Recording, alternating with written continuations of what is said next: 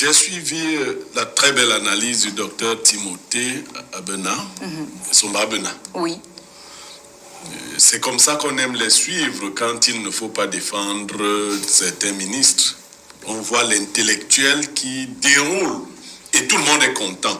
Ça, c'est pour lui rendre hommage. Mais la problématique n'est pas au niveau des salaires des DG. Les meilleurs salaires, 34 millions, disons 30 millions, vous multipliez par 12 mois, c'est 360 millions. Ça, même l'épouse du DG, qui ne travaille pas dans la même société, touche plus que ça pour cette société-là. Autrement. Oui, bien sûr. C'est-à-dire qu'elle vole plus que ça. C'est-à-dire que le DG s'octroie lui-même les marchés, n'est-ce pas? Et c'est son épouse qui... Donc, vraiment, quand on revoit ça, c'est des pipis de chat. Ça, c'est rien. Et vous, ça vous fait frémir. 30 millions, vous demandez à M. Bidima si le DG de la CNPS a 11 millions, c'est quoi pour le DG de la CNPS? Il fait quoi avec ça? Qu'est-ce qu'il ne peut pas aller voir ça? Il s'en fout. Ça peut rester là, Motager peut même garder ça. C'est ça qui est la réalité. Très bien. On vous a parlé des salaires des ministres. Vous avez évoqué là 700 000 et autres. Un ministre a plus de 70 millions de bons de carburant sur le trimestre. Sur le trimestre? Oui. 70 millions de bons de carburant sur le trimestre. Je ne vais pas vous parler des caisses noires et tout le reste. Non, Aïdjo avait une réalité qu'il devait gérer rapidement. Très bien. Biya a dit qu'il nous a fait entrer dans le libéralisme communautaire, qui avait d'autres réalités. C'est-à-dire que l'État devait se délester progressivement pour permettre au secteur privé, qui est plus performant, de prendre la relève. Mais comme il nous faut 10 000 ministres et 50 000 DG, alors, tout le monde ne peut pas être ministre. Il faut créer, il faut... Bidima a essayé de vous dire que non, c'est les NAM. Non. Même si on prend dans ce système des gens formés, il y aura les mêmes travers. Parce que le but n'est pas la performance. Même pour les entreprises qui devraient être performantes. Qui devraient l'être. Parce que toutes les entreprises n'ont pas la même grille de performance. Vous disiez, vous attendez quoi d'un hôpital? Qui taxe plus cher pour faire entrer plus d'argent? Un hôpital public. Vous attendez quoi d'une université? Qu'elle augmente les pensions pour donner plus d'argent? Donc ce n'est pas la même chose. Vous attendez d'une université la qualité de la formation. Donc il faut subventionner les universités, il faut subventionner les hôpitaux, les centres de recherche. Vous voyez ça? Mais vous attendez de Camtel que Camtel vous donne de l'argent, bon Dieu. Et Camtel ne vous en donne pas. Ou de la SNH, pourquoi elle paie 40%? Vous comprenez? Donc vous commencez. Et vous allez dans ce système-là handicaper les entreprises à but social. C'est elles qui devraient rester sous la coupole de l'État. Les autres entreprises, on n'en a rien à foutre puisque nous sommes dans un système purement corrompu. On n'a pas besoin des entreprises qui viennent faire une concurrence déloyale aux entreprises privées sans performer. Orange et MTN, ça fait 1200 travailleurs. Camtel, c'est 3300 travailleurs. C'est-à-dire ça fait 3 fois à peu près le nombre des deux réunis. Allez voir dans la performance réelle. Celui qui a fait venir MTN au Cameroun était PCA de Camtel. Vous pouvez imaginer la logique qui est dans la tête des Camerounais. C'est-à-dire un PCA d'une entreprise publique, ça va prendre une entreprise privée qui fait dans le même service. Et alors, c'est pour cela que pendant longtemps, Camtel ne pouvait pas livrer certains services que Camtel se privait, donc Camtel se privait lui-même en faveur de MTN. Donc, le PCA il est aujourd'hui l'un des actionnaires les plus, il est l'un des Camerounais les plus riches. Voilà. Et actionnaire de MTN qu'il a amené pour éteindre Camtel. Vous voyez, ça c'est la logique. L'État a formé un type qui est venu tuer. Donc, quand vous êtes dans cette logique-là, vous ne pouvez... Mais c'est l'État qui connaît le problème, ce n'est pas lui, le pauvre. Alors, vous ne pouvez pas espérer ce que Motazer veut faire là. Avant que ce ne soit au niveau de Motazer, c'est le Parlement qui devrait faire ce travail à la base. Et ce travail ne devrait pas se limiter au simple contrôle des salaires. Le Parlement devrait travailler à vérifier déjà les cahiers de charges. Est-ce qu'il y en a même encore au niveau de vos entreprises? Vous avez des conseils d'administration de copains.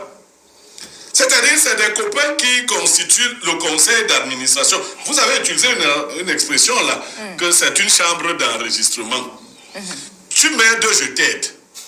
Parce que le DG renvoie les marchés publics. Ce n'est pas vous parlez des jetons de présence. Non, on n'est pas PCA pour les jetons de présence. On a organisé le vol. Quand tu es PCA, on t'a donné quelque chose qui ressemble aussi à un ministère. Et le DG, là où ça ne marche pas, c'est quand le DG ne comprend pas le rôle du PCA. Il doit renvoyer certains marchés au PCA pour que le PCA puisse vivre normalement. D'accord. Alors, si le problème n'est pas au niveau des performances, encore moins sur le salaire des directeurs généraux, de quoi se plaint donc le ministère des Finances? Non, Motazé ne se plaint de rien, il fait de l'agitation. Il faut oui, quand il n'a rien fait pendant un certain temps, Motazé il ne se plaint de rien. Que lui-même, il n'a pas été dans 16 ans, il a été à la CNPS, non? Pourquoi il n'avait pas baissé son salaire lui-même quand il était à la CNPS? Dire que étant à l'extérieur, il voit plus clair. Il voit plus clair. Non, Motazé veut donner l'impression, parce qu'il est trop endetté. Il ne fait qu'endetter l'État du Cameroun. Il veut donc donner l'impression, il connaît les vraies poches de dépenses d'argent. Mais qu'il regarde ses directeurs au ministère des Finances, qu'il regarde leur salaire et leur train de vie. D'accord. Le ministère des Finances, c'est beaucoup de directions.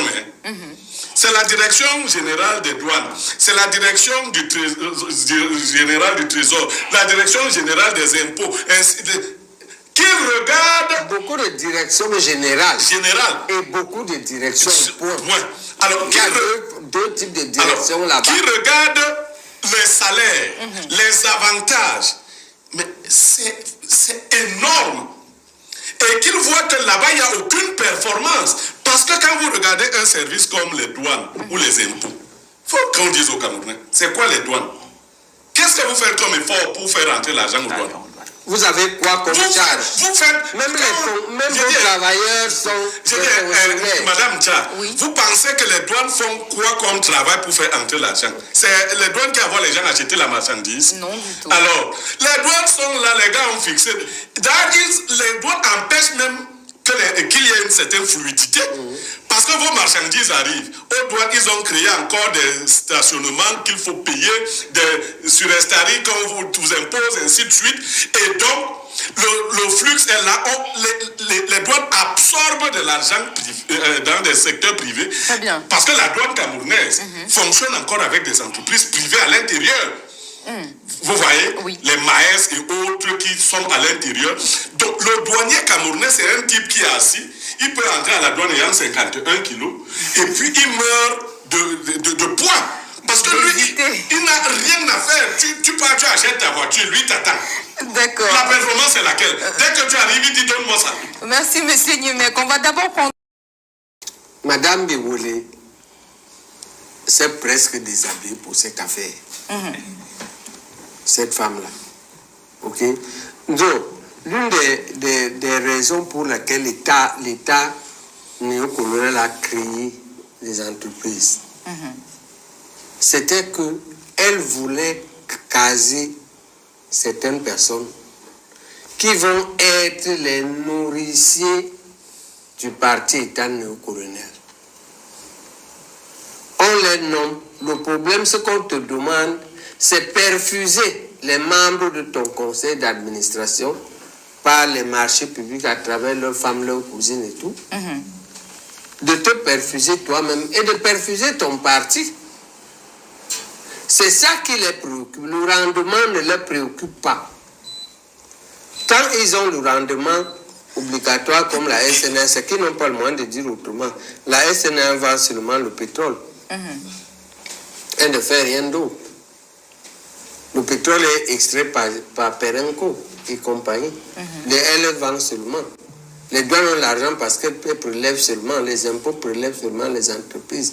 Mais les autres DG là, avant la pseudo-indépendance Leur rôle par le colon fut de combattre la rébellion nationaliste.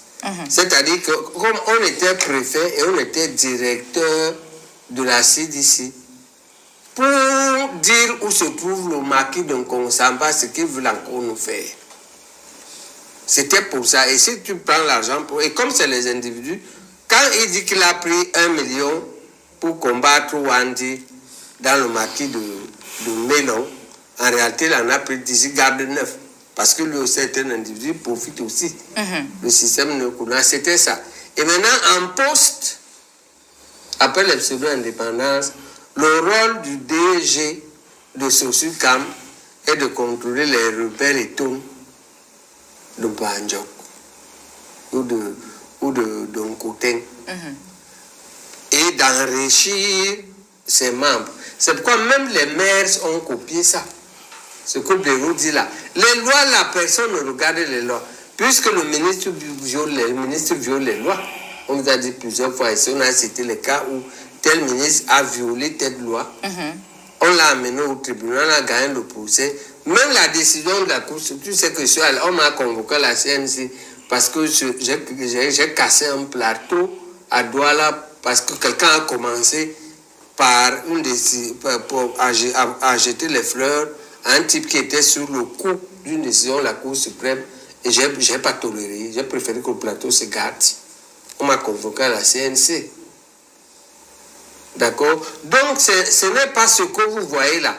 Même le pauvre ministre Métager, je dis pauvre parce qu'en s'élevant un peu, ces gens-là font pitié.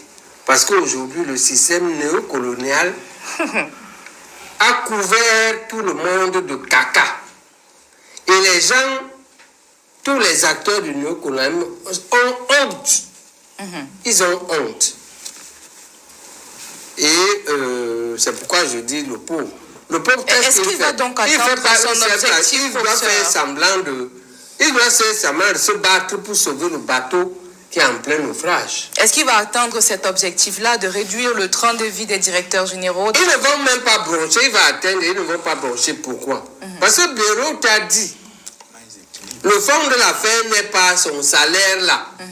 D'accord? Le fond de l'affaire, c'est que il va introduire une réforme, je ne sais pas pourquoi, il va lancer des marchés pour un total de 100 milliards avec 100 entreprises, mais il va faire 50 faux marchés où on ne va pas livrer. Simplement sur les 50 milliards de ces 50 marchés, lui, il aura 25 milliards, on se partira moitié-moitié, puisque tu ne livres pas. On fait une fausse commission de réception, on fait une fausse commission d'attribution, ainsi de tout est faux. On fait tout en faux papier et on se partage le milliard. En réalité, c'est ça qui vit au bout du rouleau. Béraud a calculé par mois, quand on compte les petits millions là, les petits millions, 30 millions là, on est vers 360. Il n'y a rien là. D'accord? Alors que lui, quand il fait un faux marché public, un seul, un petit. Un vrai petit marché. D'accord? Il gagne 1 milliard. Pourquoi il va s'énerver parce qu'on a diminué le salaire? Parce qu'on a diminué les trucs là. D'accord, c'est compris, professeur.